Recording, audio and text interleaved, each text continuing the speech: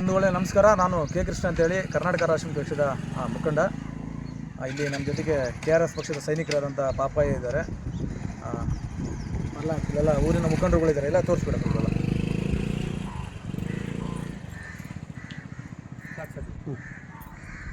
ಇವತ್ತು ನಾವು ವಿಜಯನಗರ ಜಿಲ್ಲೆ ಕೂಡ್ಲಿಗಿ ತಾಲೂಕು ಉಳಿಯಾಳ ಗ್ರಾಮ ಪಂಚಾಯತಿ ವ್ಯಾಪ್ತಿ ಬರುವಂಥ ಎಂ ಕರ್ನಾರಟ್ಟಿ ಅಂತ ಒಂದು ಹಳ್ಳಿಗೆ ಬಂದಿದ್ದೀವಿ.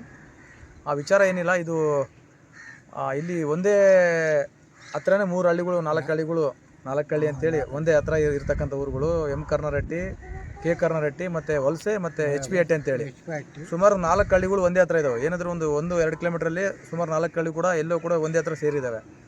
ಸುಮಾರು ಅಂತ ಹೇಳಿದ್ರೆ ಇದು ಸ್ವಾತಂತ್ರ್ಯ ಬಂದು ನಮಗೆ 80 ವರ್ಷ ಆಯಿತು. ನೆನ್ನೆ ನಾವು ಸ್ವಾತಂತ್ರ್ಯ ದಿನಾಚರಣೆ ನಾವು ಏನು ಅದ್ದೂರಿಯಾಗಿ ವಿಜೃಂಭಣೆ ಏನದು ಭಾಳ ಗ್ರ್ಯಾಂಡಾಗಿ ನಾವೆಲ್ಲ ಇಡೀ ರಾಜ್ಯದಂಥ ಜನರು ಮತ್ತು ಇಡೀ ದೇಶದ ಜನರು ನಾವು ಸೆಲೆಬ್ರೇಷನ್ ಮಾಡಿದ್ವಿ.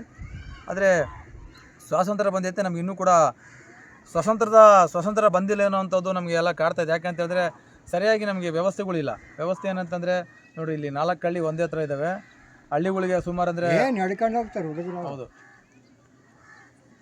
4 ಹಳ್ಳಿ ಒಂದೇ ಹತ್ರ ಇದ್ದಾವೆ. ಆ 4 ಹಳ್ಳಿ ಕೂಡ ಸುಮಾರು ಅಂದರೆ 80 ವರ್ಷ ಆಯಿತು. ಒಂದು ಬಸ್ಸು, ಸರ್ಕಾರಿ ಬಸ್ಸು ಕೂಡ ಈ ಊರಿಗೆ ತಿರ್ತಾ ಇಲ್ಲ.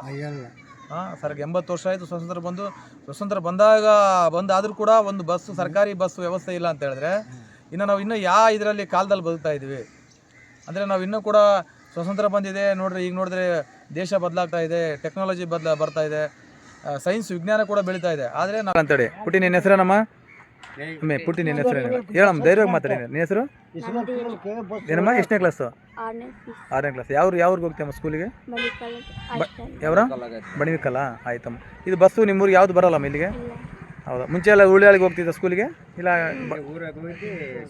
ಎಷ್ಟು ಜನ ಇದ್ದಾರಮ್ಮ ಮಕ್ಕಳು ಇಲ್ಲಿ ಎಲ್ಲ ಸ್ಟೂಡೆಂಟ್ಸ್ಗಳೆಲ್ಲ? ಸ್ಕೂಲ್ ಸ್ಟೂಡೆಂಟ್ಸ್ ಎಲ್ಲ 160 ಆಗ್ತಾರಾ? ಸ್ವಲ್ಪ ಜ್ವರ ಇದೆ. 160 ಜನ ಆಗ್ತಾರೆ ಎಲ್ಲ ಸೇರಿ, ಸಣ್ಣ ಮಕ್ಕಳು ದೊಡ್ಡವರೆಲ್ಲ ಸೇರಿ 160 ಜನ ಆಗ್ತಾರೆ. ಆಯ್ತು, ಅವ್ರಿಗೆಲ್ಲರೂ ಕೂಡ ನಡ್ಕೊಂಡು ಹೋಗ್ಬೇಕು, ಯಾವುದೇ ಬಸ್ ಇಲ್ಲ. ಆಯ್ತು ಜನ ಆಯ್ತು ನೋಡ್ರಿ. ಈಗ ಹೊಸಪೇಟೆ ವಿಜಯನಗರ ಕೂಡ್ಲಿಗಿ ತಾಲೂಕು ವಿಜಯನಗರ ಎಲ್ಲ ಮುಖಂಡರಿಗೆ ನೀವು ಗಮನಕ್ಕೆ ನಾನು ಗಮನಕ್ಕೆ ತಂದಿದ್ದೀನಿ. ನಾನು ಹೌದೌದು. ಓಕೆ, ಹೇಳ್ರಿ ವಿಷಯ ಹೇಳ್ರಿ. ಮತ್ತೆ ತಂದಿದ್ದೀನಿ. ಈಗ ನಿಮ್ಮೂರಿಗೆ ಎಷ್ಟು ವರ್ಷದಿಂದ ಬಸ್ ಇಲ್ಲ? ಸುಮಾರು ಅಂದ್ರೆ 80 ವರ್ಷ. ಇವಾಗ ಸ್ವಾತಂತ್ರ್ಯ ಬಂದು 80 ವರ್ಷ ಆಯ್ತು. ನಾನು 2000 ಸ್ಕೂಲಿಗೆ, ನಾನು ಕೂಡ ಅದೇ ಊರಿಗೆ ಸ್ಕೂಲಿಗೆ ಹೋಗಿದ್ದೀನಿ. ಆವಾಗ್ಲಿಂದಾನೇ ನಾನು ನಡ್ಕೊಂಡೆ ಓಡಾಡ್ತಾ ಇದೀವಿ. ಇದುವರೆಗೂ ಒಂದು ಸರ್ಕಾರದ ಬಸ್ ಇಲ್ಲಿ ಬಂದಿಲ್ಲ, ವ್ಯವಸ್ಥೆ ಇಲ್ಲ, ಯಾವ್ದು ತಿರುಗಾಡ್ತಾ ಇಲ್ಲ. ಯಾರಿಗಾನ ಗಮನಕ್ಕೆ ತಂದಿದ್ರಾ? ಯಾರಿಗೂ ತಂದಿದ್ದೀವಿ. ಇತ್ತೀಚೆಗೆ ಗಮನಕ್ಕೆಲ್ಲ ತಂದಿದ್ದೀವಿ, ಶಾಸಕರಿಗೆಲ್ಲ ತಂದಿದ್ದೀವಿ. ಸುಮಾರು ಡಿಪೋಗಳಿಗೆ ಕೂಡ ನಾವು ಕೊಟ್ಟಿದ್ದೀವಿ. ಆದ್ರೆ ಯಾವುದೇ ರೀತಿಯಾಗಿ ನಮ್ಮ ಸೌಲಭ್ಯ ಮಾಡಿಕೊಟ್ಟಿಲ್ಲ.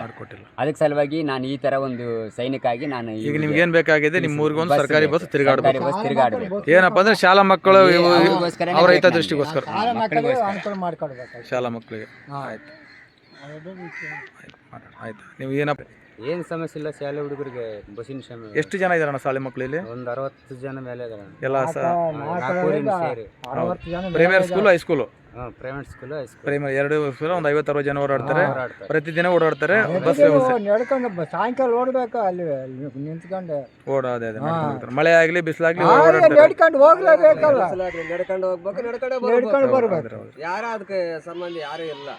ಸುಮ್ಮನೆ ಆಟೋದಾಗ ಯಾವಾಗೋ ಬರೋದು ಆಟೋ ಬಂದ್ಮೇಲೆ ಬರ್ತಾರೆ, ಇಲ್ಲಾಂದ್ರೆ ಇಲ್ಲ ನಡ್ಕೊಂಡೆ ಬರೋದು. ಅಲ್ಲಿ ಇಲ್ಲಿ ಹಳ್ಳಿ ಮೇಲೆ ಈಗ ನೋಡ್ರಿ, ಈಗೆಲ್ಲ ಈ ಊರಿನ ಮುಖಂಡರು, ಊರಿನ ಹಿರಿಯರು, ಇಲ್ಲಿ ಸ್ಥಳೀಯರು ಎಲ್ಲ ಸೇರ್ಕೊಂಡು ಹೇಳಿದ್ದಾರೆ.